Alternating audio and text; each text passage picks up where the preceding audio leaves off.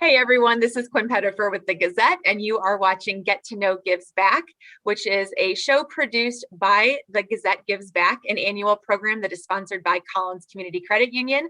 For those that are unaware, the Gazette Gives Back is an annual program providing over $500,000 in free advertising credit to our nonprofit communities throughout Eastern Iowa. And Get to Know Gives Back is all about chance to get to know the nonprofits that are participating with us on a deeper level, get to know more about their mission, their services, and of course, if you are interested in supporting, volunteering, getting to know more about the services offered, we always want to try to leave with that opportunity. And today I am really excited to have Nicole Kilmer here with Community Services Crisis and Food Bank. I'm getting used to the new title. So, hey Nicole, how are you? I'm doing well. How are you? Great. Thanks for joining us today. So we have been reading and hearing a lot about the organization, just in terms of course, pandemic, but then from derecho to some amazing collaborations that you guys have been participating in these last few weeks. But for people that have not heard of the organization, let's just start there with a little bit of information from you about the mission. Absolutely. So Community Crisis Center and Food Bank is basically all encompassing anything that has to do with a crisis. It could be problems with family or friends, a lack of food, financial emergencies, school-related stress, substance abuse problems, suicidal feelings. Anytime there's a crisis, community is here to help. You hit the nail on the head too with a lot of the things that are going on in today's world. I think now more than ever, having community services available is at the top of mind. We have a food pantry, a brand new food pantry that we can delve into if the time allows, an 11,000 square foot food pantry that allows us to return to client choice. So before COVID set in, that was our model. And then the pandemic hit and we really tried to adhere to that social distancing and switched over to a prepackaged bag model. We quickly realized that that wasn't meeting a lot of our clients' needs. They had food allergies, they had diet restrictions. So getting us in this new space at Pepperwood Pantry really allows us to satisfy those needs of our clients and to literally get a shopping cart and walk through our area and pick what they want.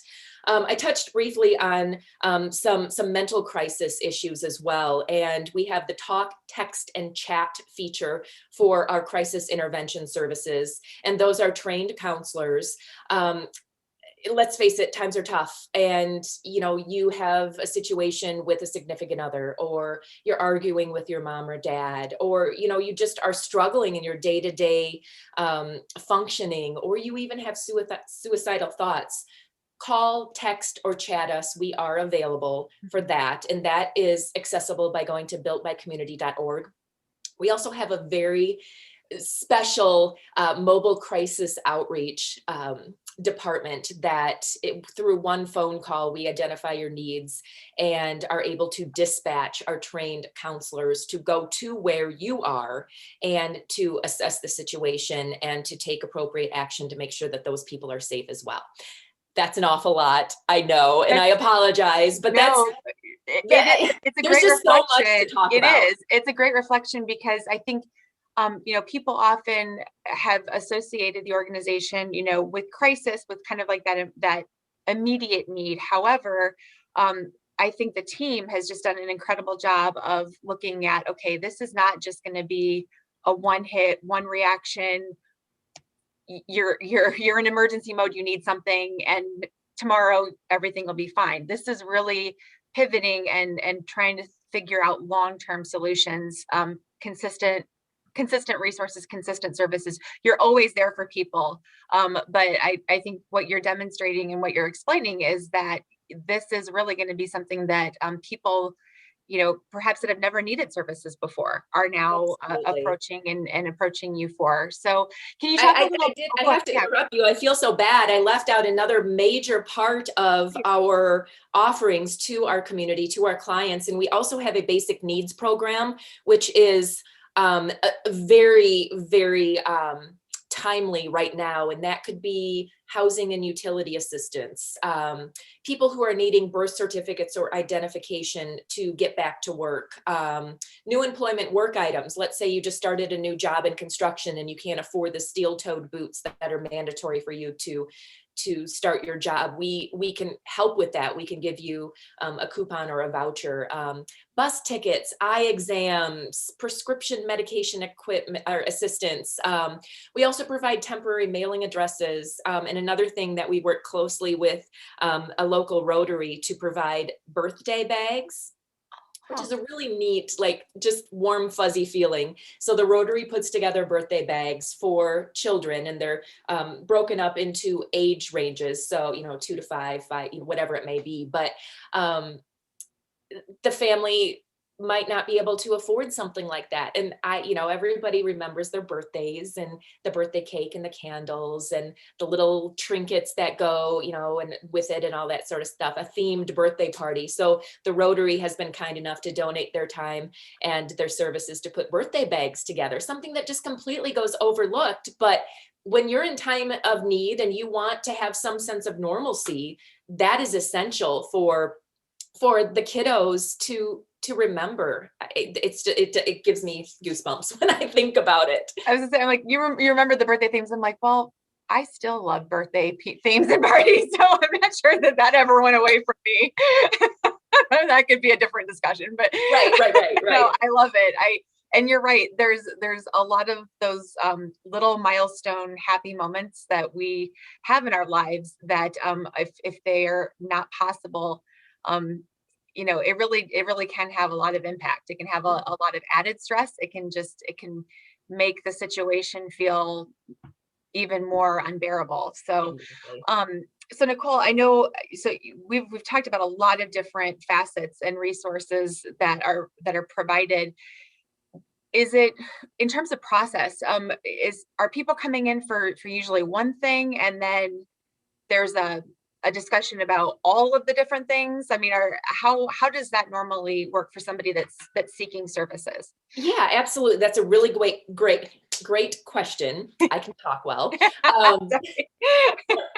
I just admitted that I like birthday themes, so it's all right. It's okay. Yes, and this is recorded live, so there's no going back. No, it's a really great question. So somebody who may be interested in learning more about the services that we provide, you can go to our website at builtbycommunity.org or call our phone number. Our intake, if you will, is Erin, and she is going to ask a bunch of questions to make sure that we're able to get exactly what you need. There are no income requirements or restrictions. I think that's a huge thing to note, is when you come into our food pantry, it doesn't matter. It honestly doesn't matter. If you can't put food on your table that week, we're here to help you. You can't afford your critical prescriptions for that month or for that week, give us a call and we can definitely help you. And if not, we are so, I'd say we have our finger on the pulse of our community partners as well. So if we can't help you, we definitely can point you in the right direction. We're a one-stop shop that has other options if we're not available to help you. So I think the best thing would be to kind of look around at our website, see who we are as far as a client goes, and then or put in a phone call. But you briefly talked about too those people who are looking to help us out too. So yeah, those donors really help us as well. And our volunteers, we are a volunteer driven organization, and without them we wouldn't and we couldn't exist. How is, well, I know how fundraising is going for the nonprofit world in general right now. It is a challenge, and it's always been a challenge, but even a bigger hit now. Is Community Crisis Services and Food Bank, are you exploring different opportunities for events or fundraisers or ways people can support throughout 2021?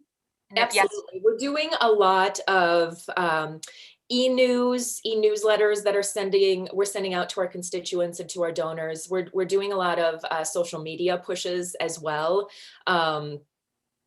Giving Tuesday was a big push for us on social media. Just, Not only to collect donations, but to get the word out about who we are and what we can do. I think that's super critical in these times, is not only on the client end of it, as I mentioned, but as the donor and the volunteer. So we always need volunteers in our new food pantry.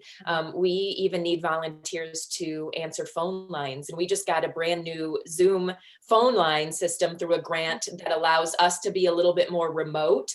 So if we have a volunteer that would be willing to make volunteer phone calls or to do recruitment, we can hook them up with a specific phone line that is from CommUnity, and they can make the calls on behalf of CommUnity in the comfort of their own home. So technology. I was to say that is the silver lining of all of this, right? Is the ability Yes. to have, that accessibility and convenience for Yes, volunteers. absolutely. Absolutely. And we do recognize that. We are making sure that our clients are safe when they come into our buildings. We also want to make sure that our volunteers feel safe as well. So, we offer PPE, we offer the hand sanitizing stations, we make sure everybody's socially distanced. All of our staff has taken a COVID-19 awareness webinar, for lack of better terms, just so that we're at the forefront of making sure that not only are we protected, but everybody that we're serving and our volunteers are protected as well. Excellent. Well, Nicole, as we wrap up, any additional information? I know you've done a great job of promoting the website, and of course, you're on Facebook. I also see. So we're on all the social services, platforms. yeah, for Twitter, services and Instagram, or volunteer and support. Just one more time, what are the go-tos people should reach out to find out more? Yeah, absolutely. So go to builtbycommunity.org, or you can go to any of our social media platforms. That's probably the easiest way. Or at the bottom of our website is all of our information as far as where we're located and our phone numbers to contact as well. Community Crisis Services and Food Bank. I got the name right this second. It's such a cool name. And even in the capital U in community, that's always just, it's like you have marketing people working behind you. I love it. And Nicole, thank you for just being an outstanding advocate.